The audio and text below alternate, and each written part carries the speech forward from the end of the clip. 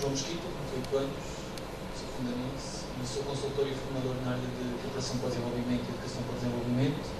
E vou aproveitar 2 palavras que o nosso amigo animador comunitário deixou para falar ou pôr em causa um modelo através do qual nós satisfazemos as nossas necessidades enquanto cidadão consumidor. Nós normalmente satisfazemos essa necessidade através do consumo de bens, e para que os bens existam, têm que ser produzidos, distribuídos, comercializados e só então depois chegam às nossas mãos para nós satisfazermos essa necessidade. Até aqui tudo bem, o problema começa quando, cada vez que temos uma necessidade nova, tem que haver novamente produção, distribuição, comercialização. E o problema agrava-se ainda mais quando temos em conta as 4 características principais da sociedade de consumo em que vivemos ou do consumismo. A primeira característica, para termos um bem para satisfazer uma necessidade, temos que o possuir ou comprar. A segunda característica, utilizamos esse bem para satisfazer uma necessidade individual ou de uma comunidade muito pequena, como uma família ou um grupo de amigos. A terceira característica, a da destruição.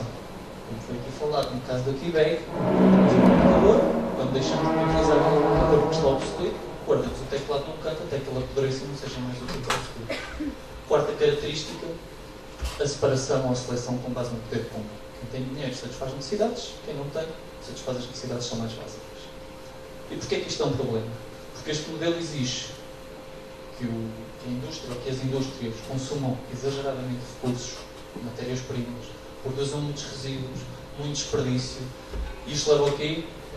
Que as famílias tenham que se endividar para poder consumir, algumas não conseguem endividar-se e caem na pobreza ou na exclusão social porque não conseguem satisfazer essas necessidades.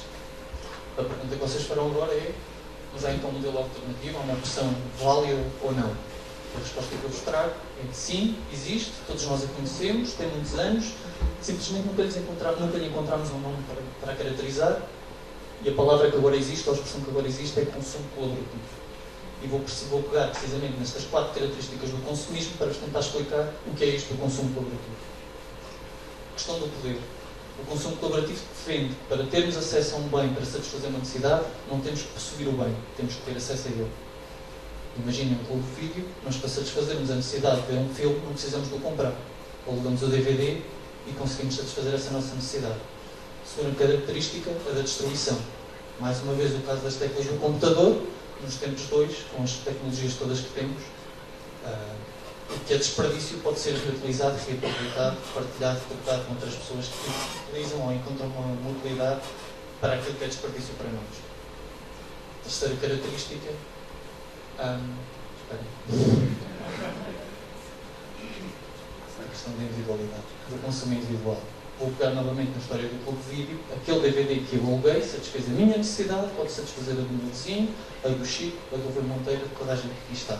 Ganha tempo no seu período de vida útil e satisfaz muito mais necessidades. Por último, a questão do poder de compra. Com ferramentas como, por exemplo, o Free Cycle, em que eu tenho um objeto que não preciso e há pessoas que precisam dele, eu troco um objeto por outro objeto sem envolver dinheiro. Ou seja, eu satisfaço uma necessidade sem ter poder de compra.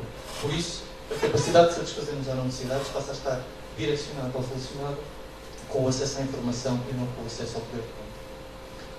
Ou seja, estamos aqui numa fase de transição, que era a palavra que não sei muito bem.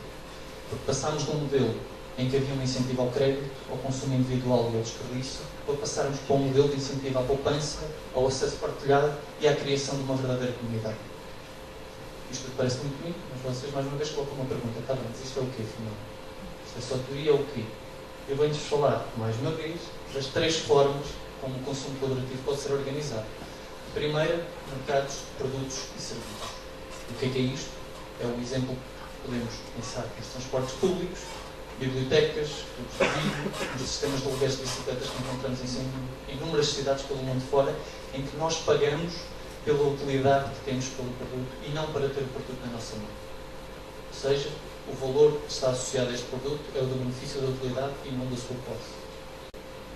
A segunda forma de organização do consumo colaborativo são os mercados de redistribuição, o OLX, o custo justo, o eBay, a feira da Lada, as feiras de velharias, todas essas formas que nós encontramos enquanto seres humanos para vender ou comercializar objetos que não são úteis para nós e têm um valor para outras pessoas, às vezes vendendo as coisas por um preço simbólico. E a terceira forma, e a mais interessante, são os estilos de vida colaborativo. Estamos a falar, neste caso, desta ideia de troca, de partilha, de comercialização de bens que são menos tangíveis. O tempo, o espaço, as casas, o dinheiro. E o que é isto? É o crowdfunding, é o coworking que existe nesta casa, é o banco de casas, é o banco de tempo. É um sem número de coisas que a imaginação limita ou não, consoante o que fizermos.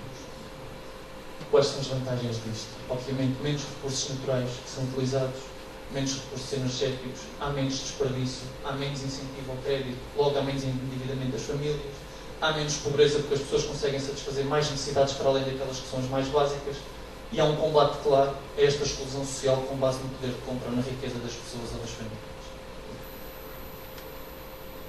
Deixa-me só esperar pelo próximo slide.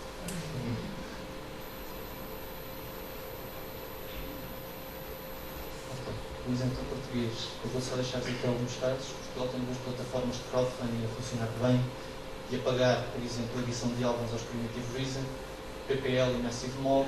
Temos o caso das Bulgar de bicicletas, as Bulgas em Aveiro. Temos o caso das boleias.pt. Eu esta semana fui para o Porto, paguei 12 euros de Lisboa-Porto, fui num BMW e cheguei lá meia hora mais cedo, tranquilo. E aquilo que eu me pergunto diariamente no fundão é, eu vivo numa rua, os meus pais vivem numa rua onde há cerca de 15 casas e todas têm um quarta-relva. Quantas vezes é que se utiliza o quarta-relva? Uma vez por mês. Se todas as casas utilizassem o mesmo quarta-relva, distribuído pelos dias, são 15 casas utilizadas 2 vezes por mês, pelo menos, aquele dinheiro podia ter sido canalizado para satisfazer outras necessidades, para que as famílias pudessem estar muito melhor integradas, muito mais conforto, e pudessem dar outras condições, por exemplo, aos seus filhos, portanto, isso apoio escolar. Não vou entrar aqui por essa questão. Queria só, antes de terminar e de me despedir, agradecer ao Francisco, que além de um designer fenomenal e ter ajudado a fazer a apresentação, é um amigo muito melhor do que é designer. Obrigado.